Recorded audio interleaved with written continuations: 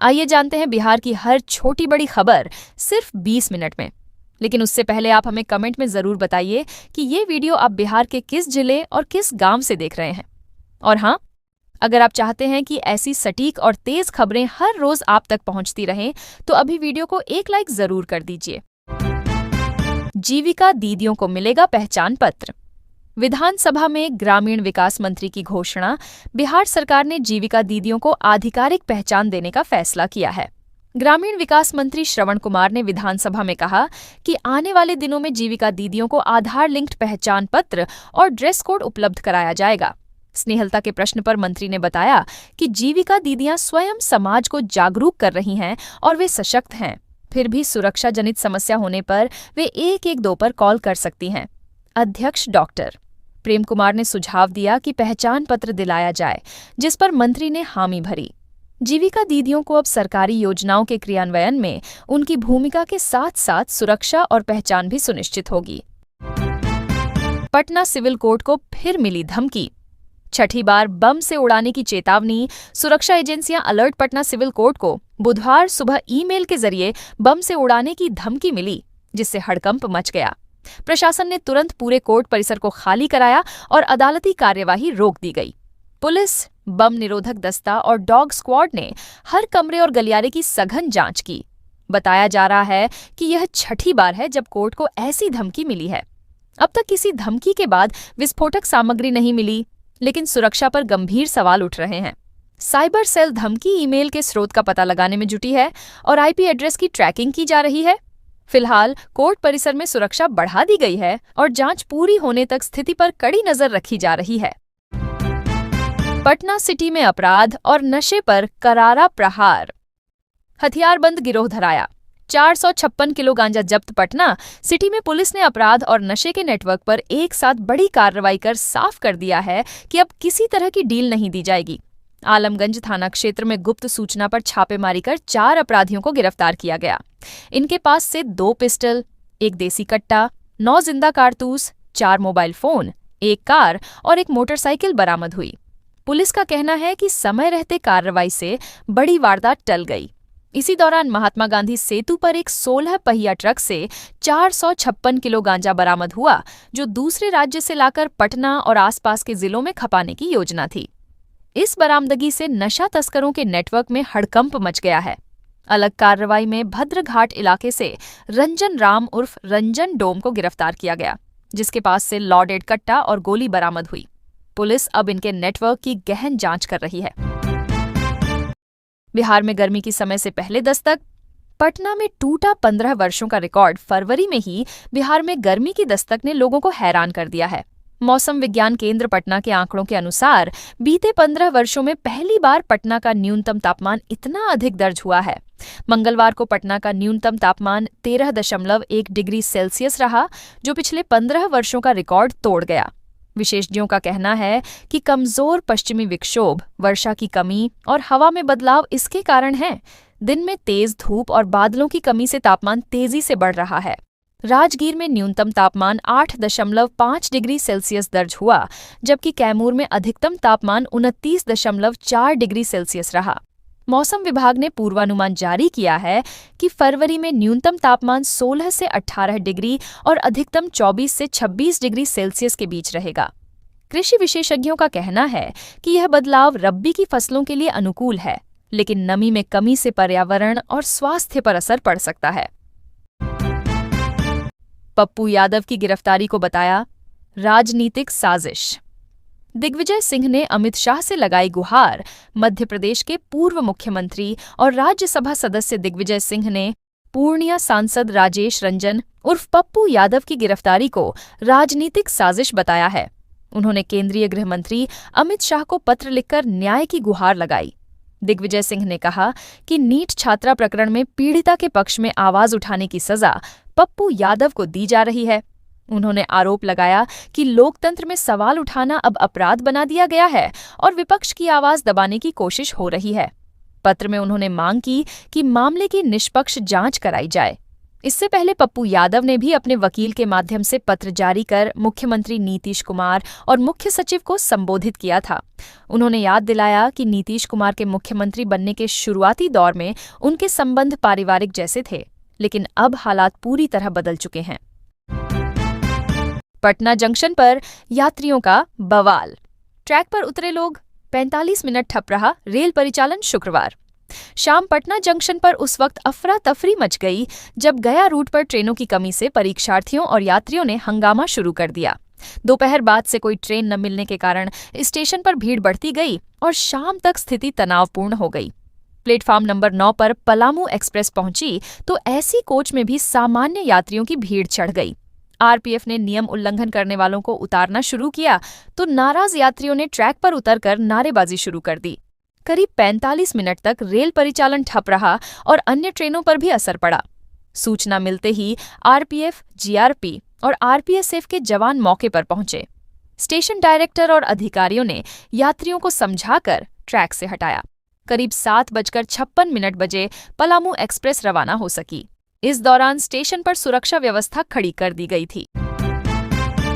तेजस्वी यादव का नीतीश सरकार पर हमला, बोले सीएम का व्यवहार अमर्यादित, लोकतंत्र खतरे में। दिल्ली से लौटे राजद के कार्यकारी अध्यक्ष तेजस्वी यादव ने पटना में मुख्यमंत्री नीतीश कुमार पर तीखा हमला बोला।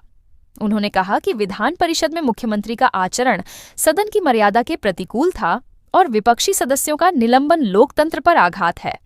तेजस्वी ने लोक भवन जाकर राज्यपाल आरिफ मोहम्मद खां को ज्ञापन सौंपा और हस्तक्षेप की मांग की। उन्होंने आरोप लगाया कि बिहार में विधि व्यवस्था बेपटरी है और महिलाओं के खिलाफ अपराध तेजी से बढ़ रहे हैं। पूर्व मुख्यमंत्री राबड़ी देवी के खिलाफ नीतीश की टिप्पणी को अनुचित बताते हुए कहा कि इससे गंभीर मुद्दों से ध्यान भटकता है और अपराधियों को बढ़ावा मिलता है। तेजस्वी ने कहा कि विधानसभा में मुख्यमंत्री का माइक बंद रहा, जो दर्शाता है कि उन पर दबाव है और निर्णय दूसरों के मार्गदर्शन में लिए जा रहे हैं। उन्होंने सृजन घोटाले और मुजफ्फरपुर आश्रय गृह प्रकरण में दोषियों को बचाने का आरोप भी लगाया। पटना में कुख्यात अपराधी सूर्या एनकाउंटर में घायल, एसटीएफ और पुलिस की संयुक्त कार्रवाई। पटना सिटी के आलमगंज थाना क्षेत्र के गायघाट गंगा तट पर बुधवार सुबह पुलिस और एसटीएफ ने फरार कुख्यात अपराधी राजीव उर्फ सूर्या को मुठभेड़ में घायल कर गिरफ्तार कर लिया। पुलिस के अनुसार सूर्या नाविकों से वसूली करने आया था। सूचना मिलते ही पुलिस ने घेराबंदी की। लगभग 4:40 बजे सूर्या ने पुलिस पर गोली चलाई और भागने लगा। आत्मरक्षार्थ पुलिस ने भी गोली चलाई जो उसके बाएं पैर में लगी। घायल सूर्या को एनएमसीएच में भर्ती कराया गया, जहां उसकी हालत खतरे से बाहर बताई गई। घटनास्थल से एक देसी कट्टा और 3 खोखा बरामद हुए। पुलिस ने बताया कि सूर्या के खिलाफ हत्या, लूट, डकैती और रंगदारी समेत 9 गंभीर मामले दर्ज हैं। वह अक्सर हुलिया बदलकर पुलिस से बचता था। मुठभेड़ के दौरान एक पुलिस वाहन भी क्षतिग्रस्त हुआ। एफएससीएल टीम ने मौके पर जांच कर साक्ष्य जुटाए। पुरानी सड़क उखाड़कर नए सिरे से होगा निर्माण, जल जमाव रोकने के लिए सरकार का नया कदम। बिहार सरकार ने सड़क निर्माण में नई नीति अपनाने का फैसला किया है। पथ निर्माण मंत्री दिलीप जायसवाल ने विधान परिषद में बताया कि जिन सड़कों की ऊंचाई बढ़ने से जल जमाव की समस्या हो रही है, उन्हें पहले उखाड़कर मूल लेयर तक लाया जाएगा और फिर नए सिरे से निर्माण किया जाएगा। राजद सदस्य अब्दुल बारी सिद्दीकी के ध्यानाकर्षण पर मंत्री ने कहा कि सड़क निर्माण और मेंटेनेंस की गुणवत्ता सुधारने के लिए OPR-MC फेज 3 का प्राविधान किया गया है। पटना शहर में जलजमाव की समस्या को दूर करने के लिए यह कदम उठाया जा रहा है। विपक्ष ने सदन की कार्यवाही शांतिपूर्ण ढंग से चलाने की पहल की, जिसे सभापति ने सराहा। सभापति ने कहा कि सदन से जुड़ी नकारात्मक खबरें पढ़कर अच्छा नहीं लगा और सभी मिलकर समाधान निकालेंगे। RJD-JDU में सोशल मीडिया संग्राम, जिंदा लाश बनाम 9वीं फेल लुटेरा से गरमाई सियासत। बिहार की राजनीति में सोशल मीडिया पर जुबानी जंग तेज हो गई है। RJD ने अपने आधिकारिक हैंडल से मुख्यमंत्री नीतीश कुमार पर तीखा हमला करते हुए उन्हें जिंदा लाश बताया। पोस्ट में लिखा गया कि अगर जिंदा लाश कुछ समय और गद्दी पर बैठा रहा तो बिहार जिंदा मुर्दा बन जाएगा। इसके जवाब में JDU ने पोस्ट जारी कर नीतीश कुमार के विकास कार्यों का हवाला दिया और लिखा कि उन्होंने बिहार को नर्क से निकालकर सपनों का राज्य बनाया। जेडीयू ने आरजेडी पर तंज कसते हुए नौवीन फेल लुटेरा हैशटैग का इस्तेमाल किया।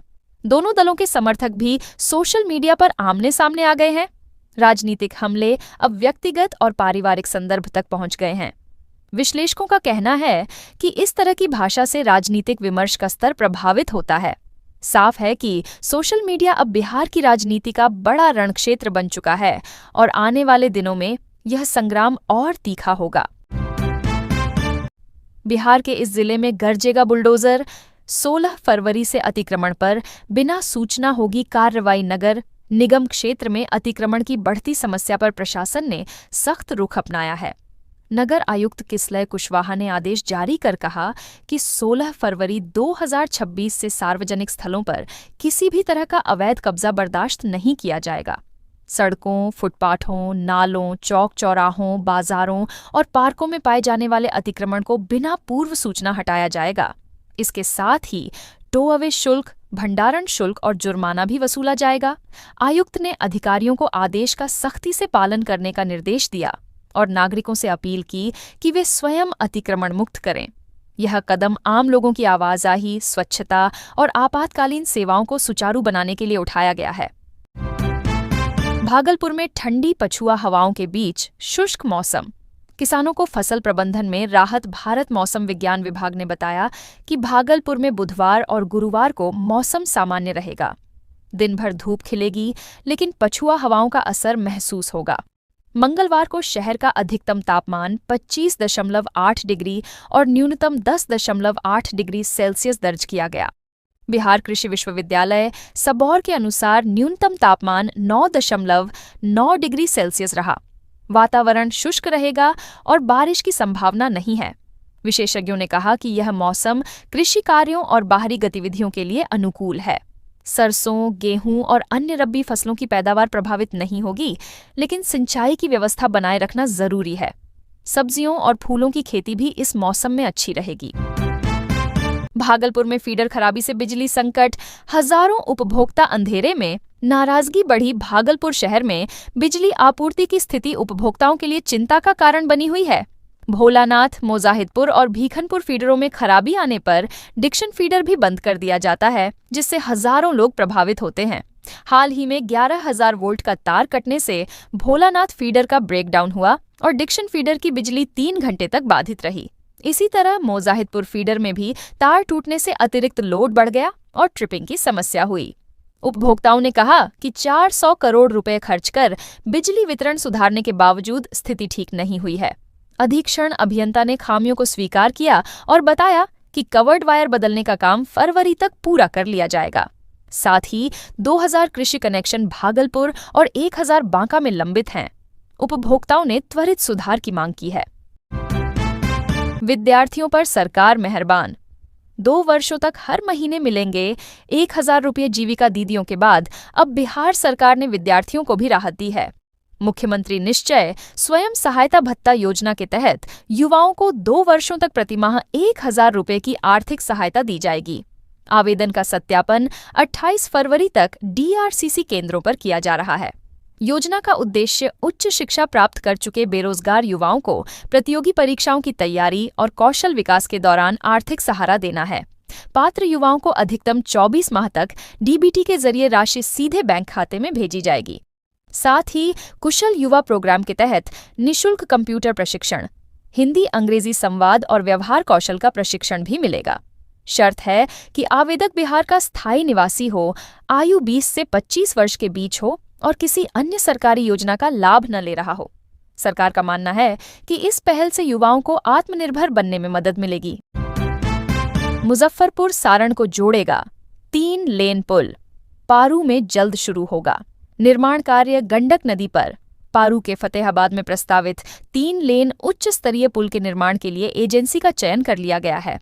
मध्य प्रदेश की एक निर्माण एजेंसी को कार्यादेश जारी कर दिया गया है और जल्द ही मिट्टी जांच व तकनीकी प्रक्रियाएं शुरू होंगी।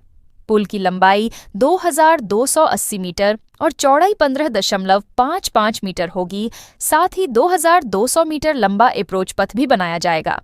इस महत्वाकांक्षी परियोजना पर 589.04 करोड़ रुपए की लागत आएगी। पुल बनने से पारू से सारण, छपरा की दूरी लगभग 30 किलोमीटर कम हो जाएगी। इससे मालवाहक वाहनों के आवागमन में सुगमता आएगी और व्यापार को बढ़ावा मिलेगा। स्थानीय लोगों की लंबे समय से मांग रही है कि यह पुल बने। अनुमान है कि निर्माण पूरा होने पर 5 लाख से अधिक आबादी को प्रत्यक्ष और परोक्ष रूप से लाभ मिलेगा। लोन दिलाने के नाम पर करोड़ों की साइबर ठगी। बक्सर पुलिस ने 24 घंटे में आरोपी पकड़ा। बक्सर साइबर पुलिस ने लोन दिलाने के नाम पर भोले भाले लोगों से बैंक खाते खुलवाकर उन्हें ठगी में इस्तेमाल करने वाले गिरोह के एक सदस्य को गिरफ्तार किया है। इटाड़ी थाना क्षेत्र के बैरी गांव से आरोपी अनमोल तिवारी को दबोचा गया। जांच में करोड़ों रुपए के अवैध लेन देन का खुलासा हुआ है। शिकायतकर्ता ने बताया कि उनके मंदबुद्धि भाई को लोन दिलाने का झांसा देकर 2 बैंकों में खाते खुलवाए गए और मोबाइल सिम भी जारी करवा लिया गया। इन खातों का उपयोग साइबर ठगी से प्राप्त राशि के ट्रांसफर और निकासी के लिए किया जाता था। एसपी शुभम आर्य के निर्देश पर गठित एसआईटी ने छापेमारी कर आरोपी को गिरफ्तार किया। पूछताछ में उसने गिरोह के अन्य सदस्यों के नाम बताए हैं, जिनकी गिरफ्तारी के लिए पुलिस लगातार अभियान चला रही है। पवन सिंह ज्योति सिंह तलाक मामला फिर गरमाया। आरा कोर्ट में पेश हुई ज्योति। सुलह की कोशिश जारी। भोजपुरी फिल्मों के पावर स्टार पवन सिंह और उनकी पत्नी ज्योति सिंह के बीच चल रहा हाई प्रोफाइल तलाक मामला एक बार फिर चर्चा में है। बुधवार को आरा सिविल कोर्ट स्थित कुटुंब न्यायालय में सुनवाई हुई, जिसमें ज्योति सिंह पेश हुई, जबकि पवन सिंह खराब स्वास्थ्य का हवाला देकर अनुपस्थित रहे। अदालत ने दोनों पक्षों को सुलह की प्रक्रिया आगे बढ़ाने पर जोर दिया और अगली तारीख पर उपस्थित रहने का निर्देश दिया।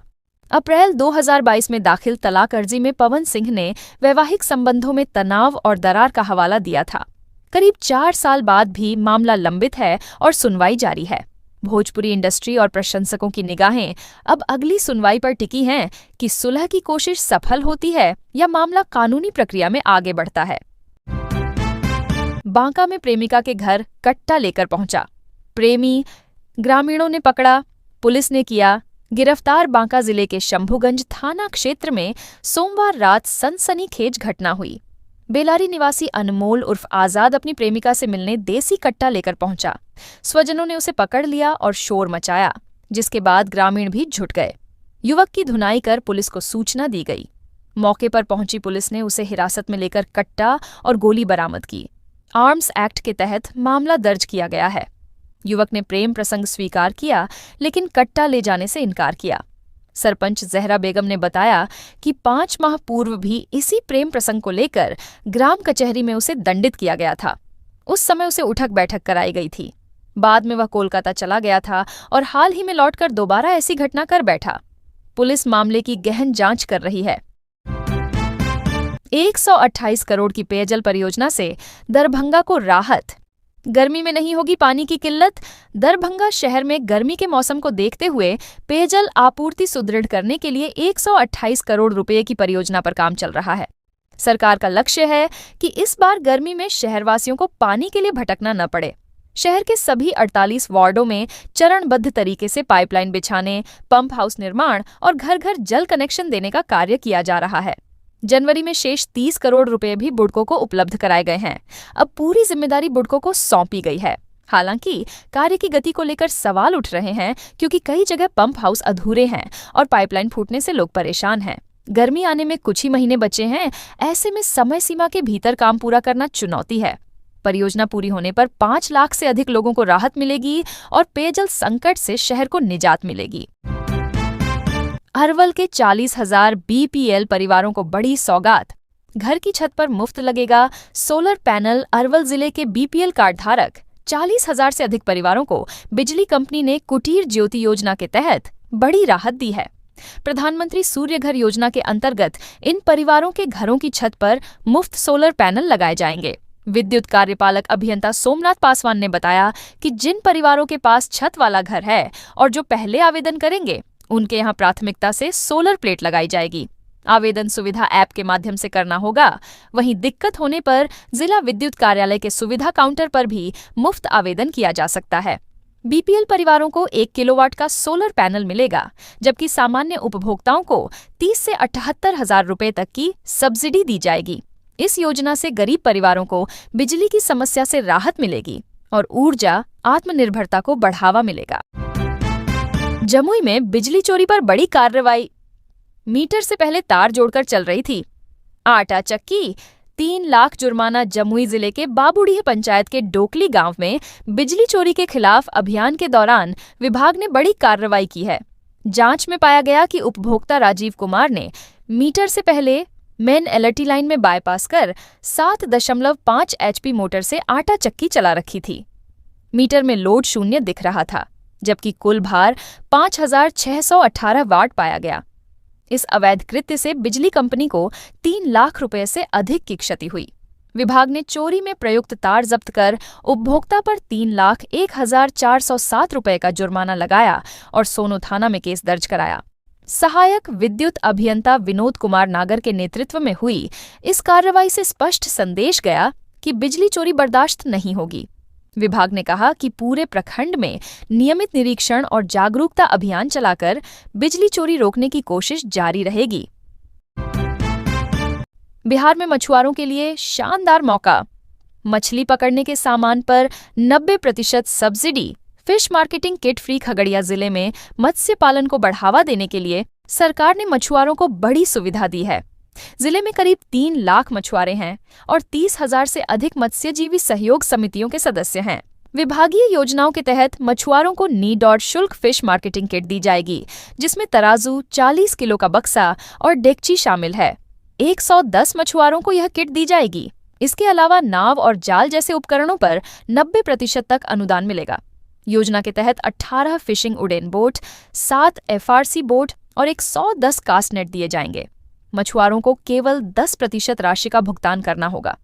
पिछले वित्तीय वर्ष में जिले में 38,000 मीट्रिक टन मछली का उत्पादन हुआ था। इस योजना से उत्पादन और आय दोनों में वृद्धि होगी और मछुआरों को आर्थिक मजबूती मिलेगी।